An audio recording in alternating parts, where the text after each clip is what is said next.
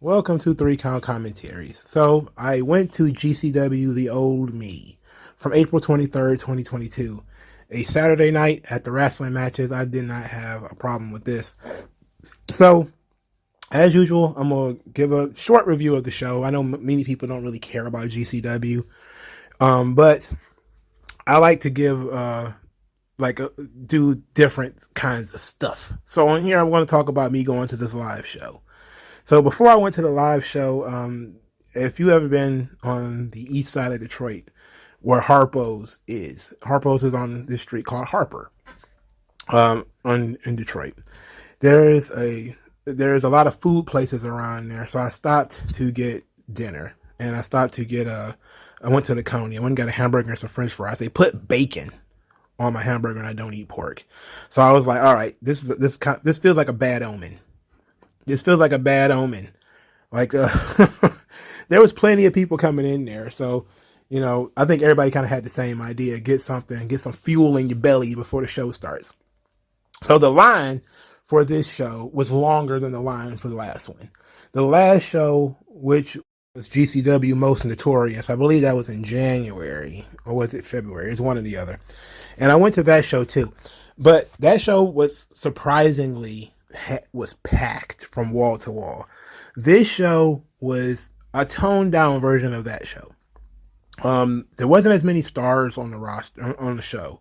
Like, they didn't promote like Sabu or Kevin Nash or anything like that for this show. So while the line was longer to get into the building here, it wasn't as packed once we got in. Like, the crowd was not as large as it was before. And I think there was a novelty to, and plus I think the other one was on a Friday. This was a Saturday night. So, it didn't cost that much, which is why I go to the GCW shows. For starters, they're very close to my house. Secondly, they're not that expensive. Now, I didn't really know what the card was because I didn't care. It was just kind of like Saturday, sit in the house or, go do something else. And I was just kind of like, I haven't been to a wrestling show in a while. Let's just go there. So as a live experience, it was really fun. They were selling gear in there. I saw Bandito. He was selling masks.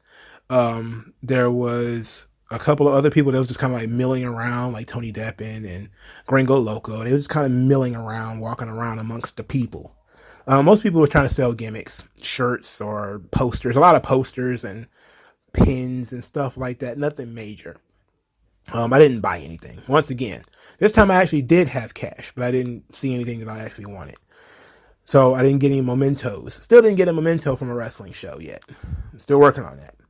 So my seats were almost the exact same seats I had before. 7th row ringside. Let's get into the show. First match was the Scramble Match, which Tony Deppen won. Jordan Oliver was actually in this match too, as was Yoya, which are two big, I don't want to use the word stars, but let's say up-and-comers for GCW. Usually these guys are very involved in this kind of stuff. Billy Starks is also in this match. Billy Starks is female. A lot of the women were just kind of sitting around texting, like when they were supposed to be selling merchandise. They were just kind of sitting there texting and shit. I guess nobody was interested. There was plenty of Budweiser cans. I saw somebody make like a damn pyramid of Budweiser cans on the balcony right across the way from me. And they were just tearing them joints down. I mean, it was empty by the end of the show, so they really got busy on the Budweiser. The Scramble match was typical GCW Scramble.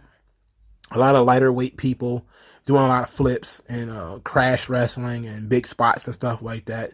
Nothing too out of control. Tony Deppen wins by stealing the victory from somebody else. A decent opener.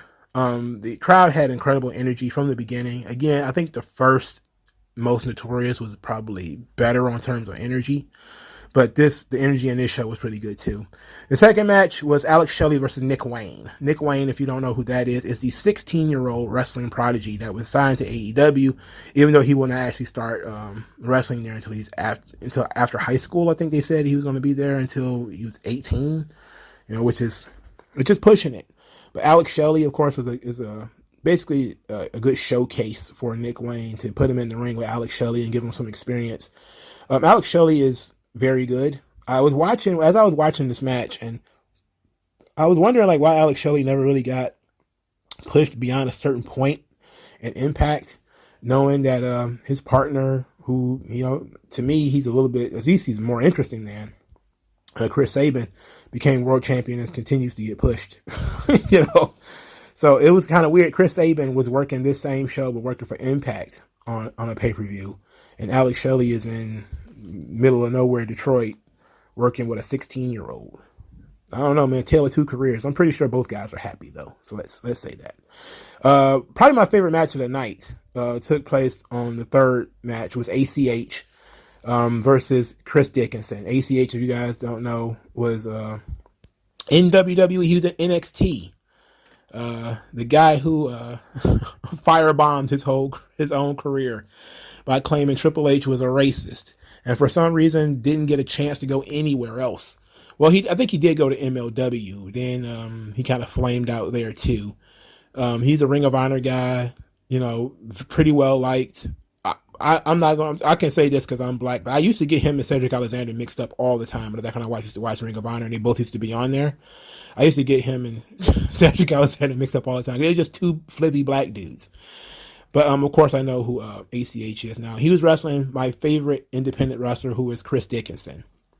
Chris Dickinson reminds me of just a throwback pro wrestler. There's nothing, no flash to him.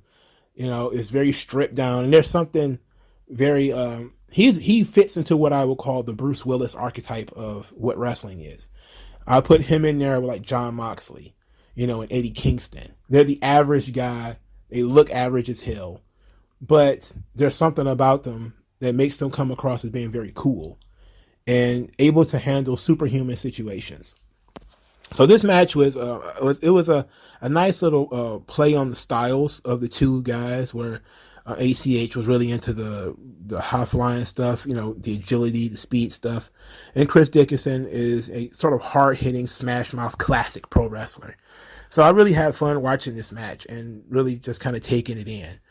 And a lot of people seem to really be big fans of Chris Dickinson too, so that was very cool. The fourth match was Bussy, who is Ali Catch and Effie, who are super over in pretty much everywhere in GCW. And they were wrestling ASF rather, and Gringo Loco for the GCW Tag Team Championships.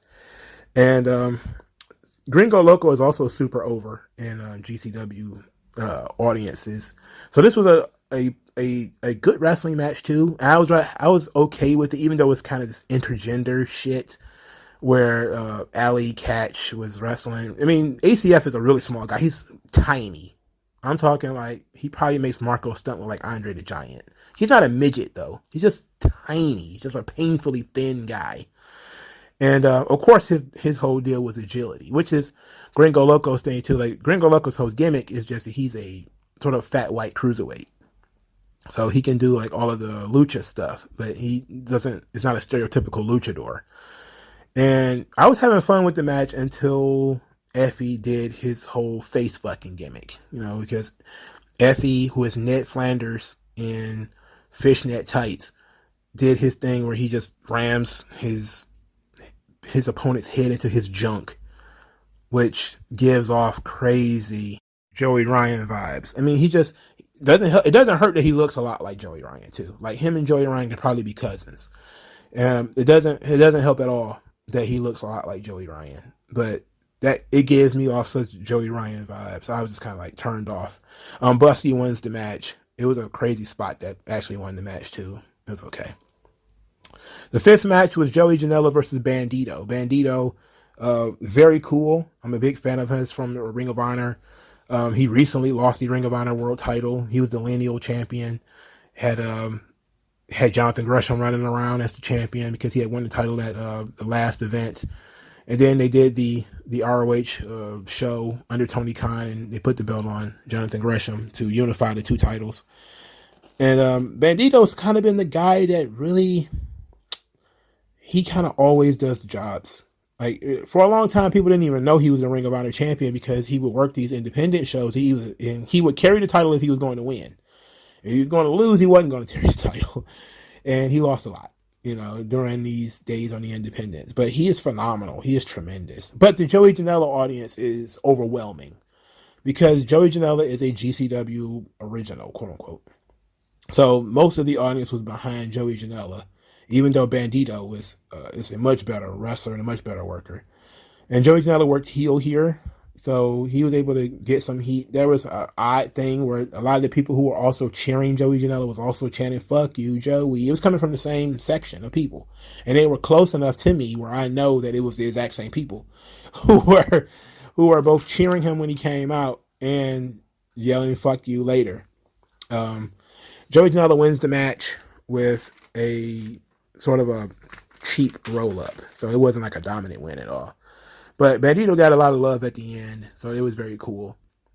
The crowd energy was like growing and growing and growing. And then we get to Too Cold Scorpio versus Minoru Suzuki. Now, Minoru Suzuki, they were selling pictures of him, and he was taking pictures with people. The Briscoes they were taking pictures of them too, before the show.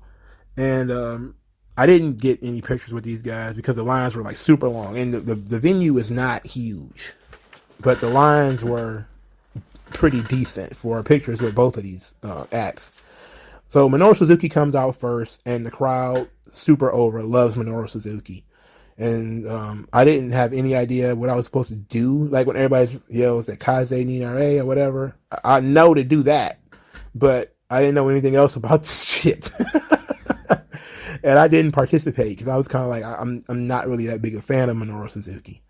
And Too Cold Scorpio came out to Jungle Boogie by Kool and the Gang, which is always a classic. And I love that song. He looks like a genie because he was wearing those baggy pants, those baggy blue pants with Scorpio on the tights, and he got those ears that poke out. And I'm just like, every time I looked at him, I was like, who is this genie in the ring? like from Aladdin or some shit. Like, it's giving him this ponytail at the top of his head or something like that. He could like something out of a Jet Li movie, an early Chinese history or some shit. The match itself was very fun. And I think this was probably the match that got the most crowd energy. Mainly because a lot of people were really big fans of Minoru Suzuki. I think Scorpio started to win people over as the match went along. It was a hard-hitting match, but Scorpio still did his stuff. His tumbling leg drop, moonsault from the top. He really did a lot of his stuff. He wasn't botching that stuff either. He's an older guy and still was looking very good in the ring until the match got a little late. Then you started seeing a lot of the holes in his offense. He would miss a drop kick here and there. Suzuki would sell it anyway. He missed a spin kick. Suzuki sold it anyway. But it was good. They promoted it as watching two legends wrestle.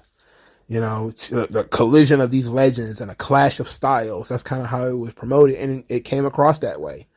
Minoru Suzuki did a lot of actual wrestling holds, like he used a cravat, a nice little arm bar, Kimura on Too Cold Scorpio. Too Cold Scorpio did all his high flying stuff. So it was fun watching these two guys go at it. And they also did the Chop Fest, but it wasn't as brutal as the Suzuki Chop Fest because Scorpio, that's not really his thing. So it took him a while to get up the mustard to really lay him in for Suzuki. But this match was probably the most fun I had up to this point. And then it nosedived until near the end, because the next match was a death match, and I'm not a death match guy. And at this point, I was expecting intermission. There was no intermission, but but I was expecting intermission, and I had to go pee. And they were putting together the death match for, I think his name was John Wayne Murdoch, to wrestle a guy named Hoodfoot. Black death match wrestler named Hoodfoot. So these guys were smashing each other in the head before wrestling light tubes, as they do. I think the big finish came with a pane of glass.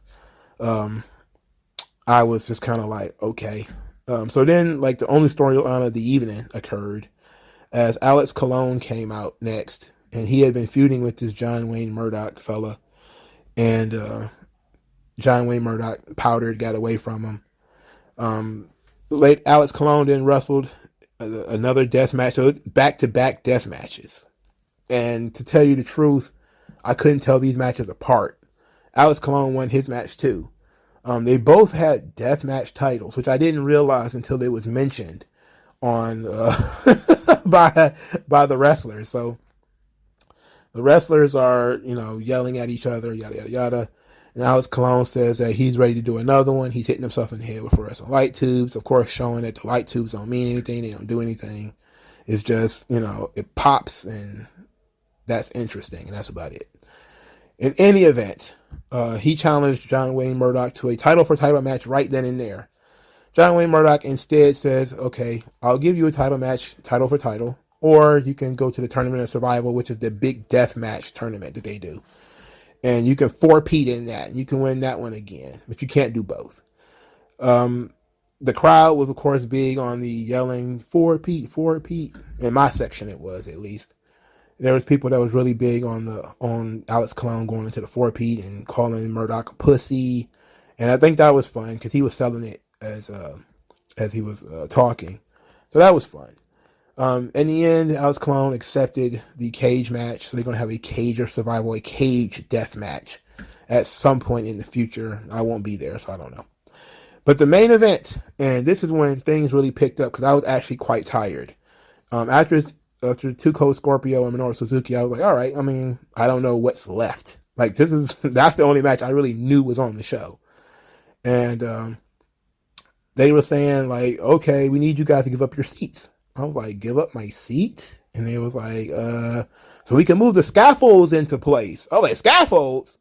And like, I saw the scaffolding, but I didn't think it had anything to do with the show because nobody had mentioned it before. Nobody had said anything about any fucking scaffolds. So I'm just kind of like, scaffolds? And so, we just started moving our chairs to the side and stacking them and everything. And it was really cool because Brett Lauderdale was actually involved with helping people move chairs and stuff like that too. And they moved the scaffolds from the one side of the building to the ring. And we watched them. This was actually intermission because while they were putting the scaffold together, that's when people started going to the bathroom and everything. So this was our downtime as they put everything together for the high incident scaffold match. The Second Gear Crew, which includes Mance Warner and Matthew Justice, versus Mark and Jay Briscoe. Now, I have not been watching GCW, so I don't know where this feud came from. Like, I don't follow GCW that closely. I do know that the Briscoes were the tag team champions and they lost them to Bussy. And I'm guessing maybe the Second Gear Crew had something to do with that. And so they decided to have this match. And it wasn't until they started moving us around that I was like, this shit is real. I never expected to see a scaffold match in person before. So I was like, oh shit. I was tired and I was like, I'm woke now. I'm in. And I think I made that post right after I went to the bathroom. I was like, yo, they building scaffolds. They building shit right now. All right. So the only way to win this match was to throw your opponent off the scaffold and go through a table. And I was like, alrighty then. And they do the entrances, big energy for the Briscoes. Also for Second Gear Crew too, because of Pantera's Walk, which is a huge song in the underground wrestling space. It was for a long time in ECW as well. So there's a lot of people who are really into that Pantera Walk song. And we got to kind of experience it. It wasn't as big as it was at Most Notorious, where Matthew Justice had the same song. And it went on for like 10 minutes, with people singing Pantera. So it's a underground wrestling classic entrance song. And the match itself was no doubt one of my favorite matches, because it was the match in which I was forced to stand up the entire time. I was forced to stand up the entire time, which means I was forced to pay attention. And they were in the crowd. Like, they were moving us around. And we were constantly moving around. We were constantly moving around because as they were breaking tables, they were rushing the tables past us out of the building. And this is another cool thing that Brett Lauderdale was doing this too. Like, they kept saying, one guy was like, excuse me. Another guy's like, get the fuck out of the way. so so it was like you didn't know which one you were going to get hit with at any moment. It was like, get the fuck out of the way, or some small guy like, excuse me, let me get this table, let me move this, let me move these chairs. So we were getting yelled at from getting excused on one side, excuse me, and the other side, fuck you, get out of the way. You know, there was a point when Mance Warner came right between my section and like was selling against the wall on the, I want to say it would be the west side of the building, the street side of the building. And he started using one of the chairs as a walker, and we was like trying to take pictures of it, but it was so many people that kind of like surrounded him and kept getting in the way that it was impossible to get like a solid picture. But we got really close up on the Briscoes and Second Gear Crew as they were doing stuff in the crowd. So that was really fun. And they were bleeding all over the place. They did a lot of stuff on the top of the balcony. They did powerbomb through the table. I think Mark Briscoe got powerbombed through a table up there. The energy from the crowd was peaking, especially as they started climbing the scaffolding. And then once they got to the top of the scaffold, you know, things got weird because both I think Mark Briscoe and Matthew Justice both fell off of the scaffolding and went through a table. And it was declared a draw, which of course drew a lot of boos, and some people were legitimately pissed. I'm talking legitimately hot at, you know, that this match ended in a draw. And I thought that it was a false finish. Like, there was just going to like, okay, it must be a winner, roll it back. But it was Brett Lauderdale. He kept, you know, looking at the MC, telling him like, okay, all right, you know, kind of telling them, giving them hand signals. And I'm thinking he's telling them, all right, keep the match going or whatever, or, you know, say that the match must have a winner. And what happens is the guy keeps trying to wrap it up. And he's like, oh, well, thank you, Detroit. You know, thank you guys for being here. Watch our social medias for when we're coming back. And then everybody's sitting back like, some people are leaving because they're fucking pissed. So they're out of here. And they're trying to beat traffic anyway. So they're trying to get the fuck out of here. Other people are drinking and like, start the match again. It ain't over. You can't end it in a draw. And it wasn't until the Second Gear Crew and the Briscoes shook hands afterwards that I was like, okay, this shit is not going anywhere. I'm getting the fuck out of here. So I was able to walk home from there.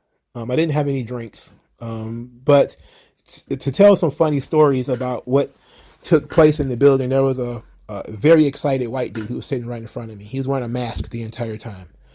And he was hotboxing himself. And so much, I think he was vaping. I'm not sure if it was vape or if it was weed. I don't know what you do. I don't know. Look, you guys and your vape pens and your dab pens and all that shit, I don't know what any of that stuff is. All I know is he kept taking his mask off. He would puff, and then he put his mask back on. And then he'd breathe into the mask. And so he was making it kind of worse. It reminded me of like that movie Clockers, where Spike Lee's character, not Clockers, but Crooklyn, where Spike Lee's character is huffing paint or whatever it is out of that bag. Like, that's kind of what it reminded me of he was doing, is he was puffing, and then he put the mask back on and blow the smoke out and then snort it back up. And I was like, what the fuck is this guy doing? And I'm just sitting there looking at this guy. I'm like, is he about to just turn into the Hulk? Is he going to fucking explode? What is he doing? He was, of course, coughing and wheezing and bouncing all over the place. Like, he already had a little too much energy for my liking. But that was something I kept my eye on. I kept getting kicked in the knee by some guy who kept crossing his legs. Like, that's the thing. Like, we were sitting so close to each other that, you know, we were basically sitting on each other's pockets. And the guy was obsessed with crossing his legs at the knee. So he was like, crossing his ankle across his knee. Like, he was obsessed with doing that. And every time he did, he kept kicking me in the fucking knee. And he would kept saying to me, like, sorry, man, I'm so sorry. It's force of habit, man. And he kicked me in the knee like 8 fucking times. And I was like, oh, God, thank God I wasn't drinking or anything like that. Or I'd have been like, motherfucker, you're kicking me in the fucking knee. But he wasn't doing it on purpose or anything like that. I was wearing a Black Guns Matter sweater. And I got a lot of positive feedback from that. So that was pretty cool. Knowing that there are They didn't know what it was from. I'm pretty sure they didn't. They just agreed with the message. They just agreed with the message. Let's put it like that. But GCW is one of those shows where there's a lot of political shit that pops up. The wrestling is gay crowd, and some of the other people that popped up. Like, this wasn't an openly political shirt or sweatshirt, but it was clearly something that was meant to make a statement. But so the show was fun. It's always fun going to wrestling shows. So the show was fun, even though I didn't really know the card, and I kind of decided to go last minute. So it was fun, man. Next time, maybe I ought to drink something or definitely get some better food, because afterwards I was like mouth dry, legs hurt. Definitely my knee hurt from getting kicked 100 fucking times. Watching drunk motherfuckers fall all over the place. Very interesting. Watching people who were not wearing masks put on masks as they go in the building. Very interesting. There was a guy who was standing in front of me in the line for like 15 minutes with no mask on. The moment he crossed the threshold into the building, he put a mask on. I was like, okay, some people just, it's the same people you were just out. I guess, it's enclosed and that was open air or whatever the case may be. That was fine, I guess. But, it was a good feeling, It was like being at an underground rock concert, and that's always going to be the case. Is you feel like it's at an underground rock concert, but it's wrestling, so that made it fun. But let me know what you guys thought if you watched the GCW. If you have any questions about the show, let me know in the comment section. Like, share, and subscribe, and I'll talk to you guys later. Skin tone, so why attach yourself and piggyback the wealth you didn't earn or lack yourself? I'm telling you to own up to your own success and failures. It's a reason why they sleep.